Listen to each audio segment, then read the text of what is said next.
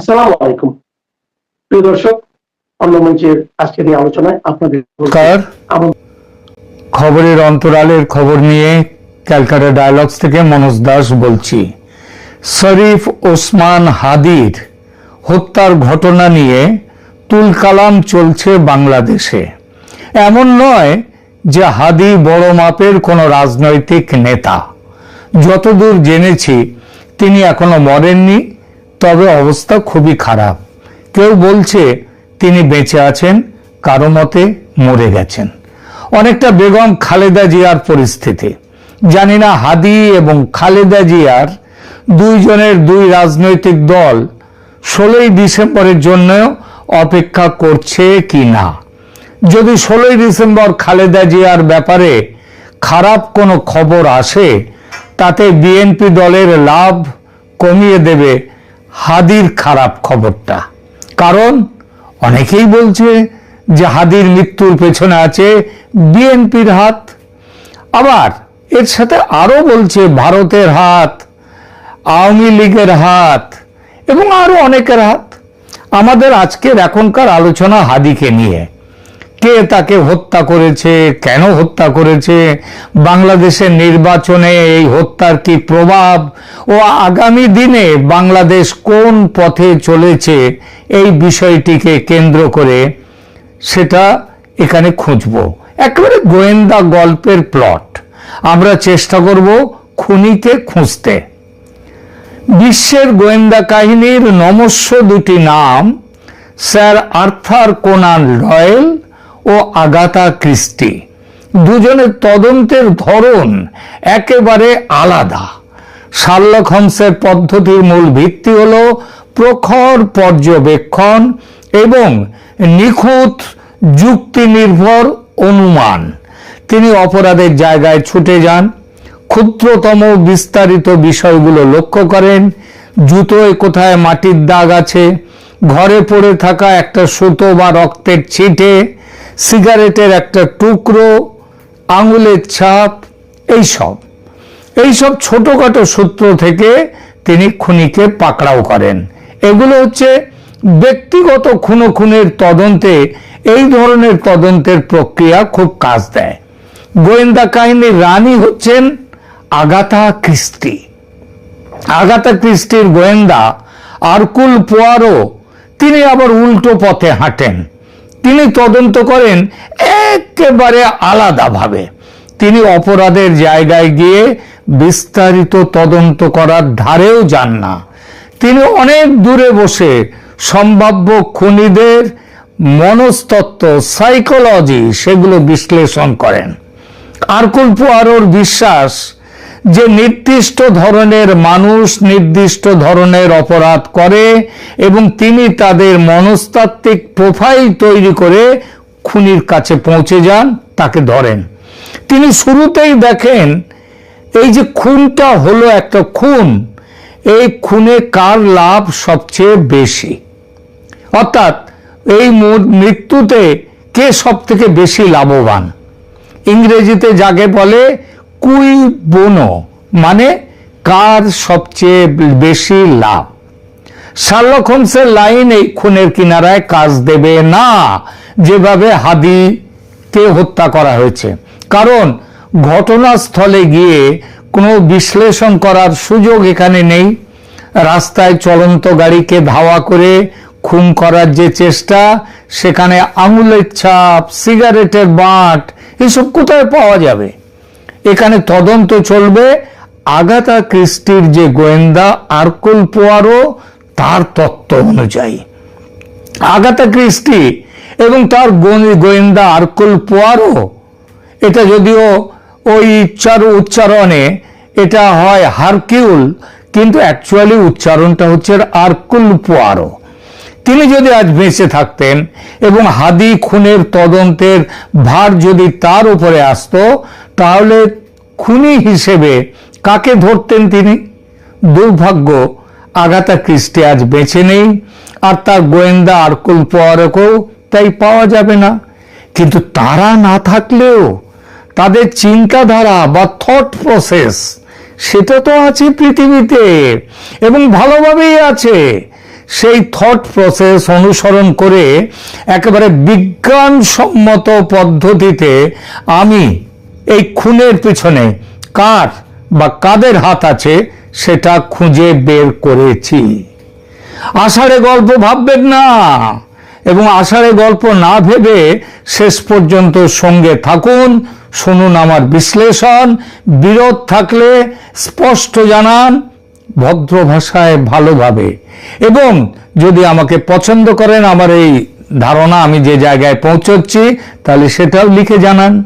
এই প্রসঙ্গে একটা কথা বলি, আমি কিন্তু আগাথা ক্রিস্টির অসম্ভব রকমের ভক্ত সেই ছেলেবেলা থেকে। আর এই কদিন হাসপাতালের শয্যায় শুয়ে এই হত্যাকাণ্ডের পেছনে কে বা কারা থাকতে পারে সেটা নিয়ে অনেক ভাবনা চিন্তা করে তবে আজকের এই সিদ্ধান্তে পৌঁছেছি, যেটা আপনাদেরকে বলবো। শরীর থেকে গল ব্লাডারটি সফলভাবে বিসর্জন দিয়ে আপনাদের শুভেচ্ছায় হাসপাতাল থেকে বাড়ি ফিরে প্রথমেই আপনাদের কাছে নিয়ে এলাম হাদি কাণ্ডে আমার বিশ্লেষণ। এই কাজ করতে গেলে হাদির পরিচয় নিয়ে দু কথা বলতে হয়। প্রথমে বাংলাদেশের সমসাময়িক রাজনৈতিক প্রেক্ষাপটে ইনকিলাব মঞ্চ এবং এর অন্যতম নেতা মুখপাত্র শরীফ ওসমান হাদি অত্যন্ত আলোচিত এবং বিতর্কিত একটি নাম। তার রাজনীতি দাঁড়িয়ে আছে দুইটি বিষয়ের ওপর, তীব্র ভারত বিরোধিতা ও ভীষণ রকমের আওয়ামী লীগ বিরোধিতা। মুখে অশ্লীল কথার ফুলঝুরি ও বাংলাদেশকে পাকিস্তানের উপনিবেশে পরিণত করার যে রাজনীতি বর্তমানে বাংলাদেশে চলছে, ওসমান হাদি সেই রাজনীতির বড়সড় সমর্থকও বলতে পারেন, নেতাও বলতে পারেন। সুতরাং তার সম্ভাব্য ঘাতকদের তালিকায় প্রথম দুটি নাম আসে ভারত ও আওয়ামী লীগের। এরপরে যে নামগুলো ঘুরছে তারা হলো বিএনপি, জামায়াত এবং আরো কেউ কেউ। এই পরিস্থিতিতে আজ যদি আগাথা ক্রিস্টি বেঁচে থাকতেন ও তার গোয়েন্দা পোয়ারোকে ওসমান হাদির খুনিকে ধরার কাজে নিয়োগ করতেন, তবে খুনি হিসেবে কে বা কারা ধরা পড়ত? আগেই বলেছি, আগাথা ক্রিস্টির জগৎ হলো নিরেট যুক্তি, পর্যবেক্ষণ এবং সাইকোলজি, হিউম্যান সাইকোলজি, মানব চরিত্রের জটিল মনস্তত্ত্বের উপর ভিত্তি করে তৈরি। হারকিউল পোয়ারো বা আরকুল পোয়ারো যেটাই বলেন, রাজনৈতিক জটিলতার চেয়ে ব্যক্তিগত মোটিভ এবং লিটিল গ্রে সেলস, আমাদের মাথার ঘিলু, এই ঘিলু ব্যবহার করে অপরাধীর মনস্তত্ত্ব ধরতে এবং অপরাধীকে ধরতে বেশি আগ্রহী। যদি পোয়ারোকে বাংলাদেশের বর্তমান প্রেক্ষাপটে ওসমান হাদির খুনিকে ধরার জন্য নিয়োগ করা হয়, তবে তিনি দলীয় রাজনীতি বা ওই আওয়ামী লীগ ইত্যাদি বা ভূ রাজনৈতিক তত্ত্বের পরিবর্তে তিনি মোটিভ খুঁজতে যাওয়ার চেষ্টা করতেন প্রথমেই। এখানে মূল মোটিভটা কি হতে পারে তদন্তের? পোয়ারো সবসময় একটি প্রশ্ন দিয়ে শুরু করেন তার তদন্ত। প্রশ্নটা হচ্ছে the motive, madam or monsieur, the motive, that is the ultimate thing. Bangladesh সরকার সম্ভাব্য খুনি হিসেবে ভারতীয় আততায়ীর ভূমিকা উল্লেখ করে ঢাকার ভারতীয় হাই কমিশনারকে তলব করেছেন, অনেক কিছু বলেছেন। ইতিমধ্যে খবর পেয়েছি সেখানে আওয়ামী লীগের যোগসাজশের প্রসঙ্গও এসেছে। সে ব্যাপারে বিশদ আলোচনায় যাব না, কারণ আমার বিশ্বাস বাংলাদেশ সরকার ও তার তল্পিবাহক প্রচার যন্ত্র যেটাই তাদের সুবিধা সেটাই করছে ও করবে, সেটা ভারত বিরোধিতা। আমরা বরং পোয়ারো সাহেবের কাছে যাই। পোয়ারো খুনি হিসেবে যাদের সন্দেহ করতেন তাদের তালিকা ও কারণ বিশ্লেষণ করছে। সম্ভাব্য খুনি কে হতে পারে? এক, ব্যক্তিগত স্তরের উচ্চাকাঙ্ক্ষী যারা, তার বলা যায় কি the man or woman next ডোর, অর্থাৎ ওনার কাছের লোকরা যারা লোভ বা ঈর্ষা তার বশে এই খুনটা করতে পারেন। পোয়ারো প্রথমেই দেখবেন ওসমান হাদির সবচেয়ে কাছের লোক কারা। তারা ইনকিলাব মঞ্চের সহ নেতা হতে পারে, ইনকিলাব মঞ্চকে যারা অর্থ দেয় তারা হতে পারে, মঞ্চের ভেতরে ক্ষমতার দ্বন্দ্বে থাকা কোনো ব্যক্তি হতে পারে যে হাদিকে হটিয়ে কোনো কাজ করতে চায়। কেউ হয়তো দেখছিল হাদির জনপ্রিয়তা তার নিজস্ব উচ্চাকাঙ্ক্ষার পথে বাধা। পোয়ারো দেখতেন হত্যাকাণ্ডের পরপরই কে হাদির জন্য সব থেকে বেশি চেঁচাচ্ছে, হাদির মৃত্যুতে কে সব থেকে বেশি হাহাকার করছে, এবং সেই সাথে সাথে ওই হাহাকারের মধ্যে দিয়ে আবার হাদির শূন্য পদে বসার চেষ্টা করছে, বা কে হাদির তহবিল নিয়ন্ত্রণে নিতে চাইছে। এদের অ্যালিবাই মানে তারা কোথায় ছিল, তারা কিন্তু ঘটনার কাছাকাছি থাকবে না, ওরা অনেকটা দূরে থাকবে, দূরে থেকে তারা কলকাঠি নাড়াবে। সুতরাং এদের ওই অ্যালিবাই অজুহাত সেগুলো পরীক্ষা করে এরা সহজেই এদের মিথ্যাচার ধরে নেওয়া যায়।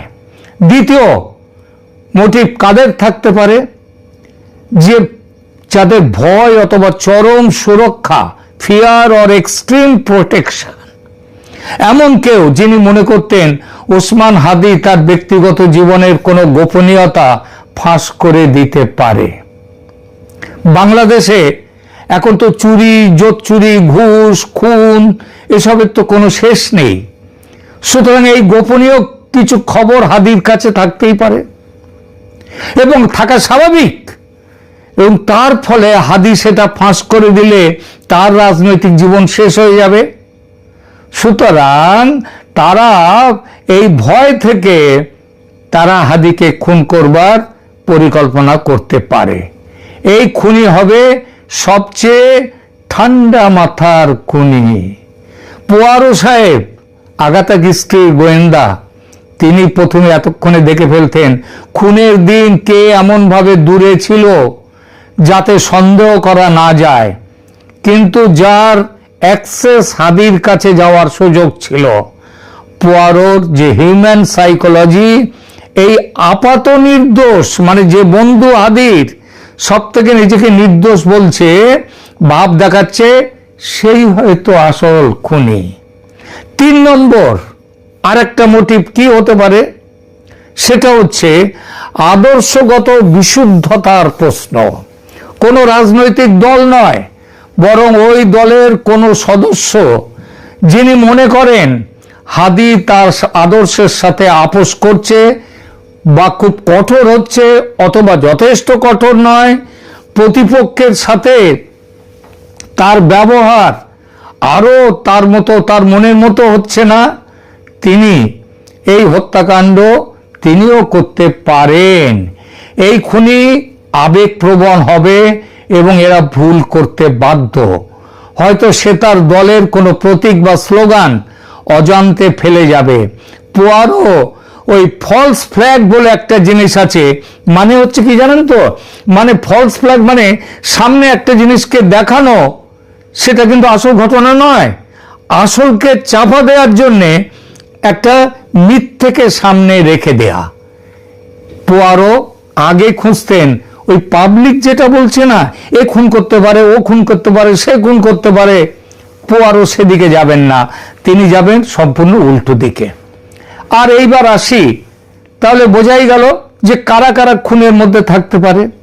এরপরে আসি, কেন পোয়ারো বড় দলগুলোকে, ওই যেমন বলা হচ্ছে জামাতের কথা, আওয়ামী লীগের কথা, বিএনপির কথা, এগুলোকে আমলই দিতেন না পোয়ারো মানে আগাথা ক্রিস্টি। কারণটা হচ্ছে কি, ডিপ স্টেটের তত্ত্বকে গুরুত্ব তা দেওয়ার মতো নয় যতটা তিনি দেবেন ব্যক্তির মোটিভকে, উদ্দেশ্যকে। তিনি বিশ্বাস করতেন বড় অপরাধেও শেষ পর্যন্ত মানুষের ছোট ছোট দুর্বলতা থেকে আসে। অনেক খুন হয়ে যায় তার মানে কারণটা কিন্তু অনেক ছোট ছোট কারণের মধ্যে। যদি আওয়ামী লীগ, ভারত বা জামাত এই কাজটি করত, তবে তারা এটা করত নিখুঁত ভাবে, কোনো প্রমাণ থাকতো না। বাংলাদেশে গত 1-2 মাসের মধ্যে অন্তত 30 জন বিদেশি গুপ্তচর খুন হয়েছে। কে খুন করেছে, কিভাবে খুন করেছে? তার মধ্যে আমেরিকার গুপ্তচর আছে, পাকিস্তানের গুপ্তচর আছে, তুরস্কের গুপ্তচর আছে। একটা গুপ্তচরের ব্যাপারে, খুনের ব্যাপারে একজনকেও ধরা যায়নি। কেন? কারণ সে খুনগুলো করেছে অনেক বড় মাথা, তারা এত নিখুঁতভাবে করেছে সেই সব হত্যাকাণ্ড যে 31 জন খুন হয়েছে, একজনকেও গ্রেপ্তার করা যায়নি।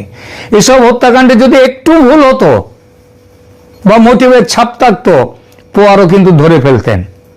কিন্তু কোনোখানে ব্যক্তিগত মোটিভ বা সামান্য ভুল নেই, তাহলে সেজন্যই তো কেউ ধরা পড়েনি ওই কাণ্ডগুলোতে। তাহলে হাদি কাণ্ডে পোয়ারোর চূড়ান্ত রায় কি হতে পারে? Who is the unexpected villain? এমন খলনায়ক যাকে কেউ আশাই করেনি যে খুন করতে পারে। পোয়ারোর বহু কাহিনীর অভিজ্ঞতা বলে যে খুনি তাকে কেউ সন্দেহ করে না। পোয়ারো প্রথমেই ঘোষণা করতেন কি, মসিয়ে, the crime was not political, it was personal, dressed up in the cloak of politics. The motive was not for the good of the revolution, but for the control of the funds or the love of the leadership position. কি এর অর্থ? অর্থটা হচ্ছে, মহাশয় বা মহাশয়া, অপরাধটি রাজনৈতিক নয়, এটা ব্যক্তিগত। রাজনীতির আড়ালে ঢাকা রয়েছে। এর উদ্দেশ্য এই দেশের মঙ্গল নয়, বিপ্লবের মঙ্গল নয়, বরং তহবিল নিয়ন্ত্রণ করা বা নেতৃত্ব পদের লোভে এই খুন করা হয়েছে। পোয়ারো তদন্তের শেষে খুনি হিসেবে ধরা পড়তো ওই ইনকিলাব মঞ্চের একেবারে কাছের কেউ। হতে পারে মঞ্চের কোষাধ্যক্ষ, যিনি অর্থ আত্মসাতের ভয়ে ছিলেন, অথবা হাদির সেকেন্ড ইন কমান্ড, যিনি হাদির ছায়ায় থাকতে থাকতে বিরক্ত হয়ে গিয়েছিলেন, ভেবেছিলেন একে খুন করে আমি জায়গাটা দখল করব। রাজনৈতিক জটিলতাকে ব্যবহার করে ব্যক্তিগত লোভ চরিতার্থ করাই এই মার্ডারের মূল মোটিভ। এই খুনি এমনও হতে পারে যে হাদির কাছের লোক হয়ে হাদিকে হত্যার সুপারি নিয়েছে বাংলাদেশের ভেতরের কোনো ব্যক্তির কাছ থেকে, ভারতের কাছ থেকেও নয়, আওয়ামী লীগের কাছ থেকেও নয়। বাংলাদেশের গোয়েন্দাদের যেটুকু সুনাম আগে ছিল, সেই সুনাম ইউনূসের আমলে মোটামুটি শেষ। সুতরাং এরা কেউ বলবে খুনি খুন করে পালিয়ে গেছে ভারতে, ভারত তাকে ফেরত পাঠাক এক্ষুনি, এইটা আবার বলেছে, এই দাবি করেছে ইউনূস সরকার। আবার ওই সরকারেরই পুলিশ আবার বলছে এমন কেউ ভারতে পালাতে পারেনি, তারা দেশেই আছে। সুতরাং গুজব চলতেই থাকবে আর খুনি থাকবে অধরা। কারণ বাংলাদেশ সরকার চায় যে এই খুনি ধরা যাতে না পড়ে। কারণটা হচ্ছে, অনেক কারণ তাদের আছে, নির্বাচন পেছানো তাদের একটা বড় কারণ।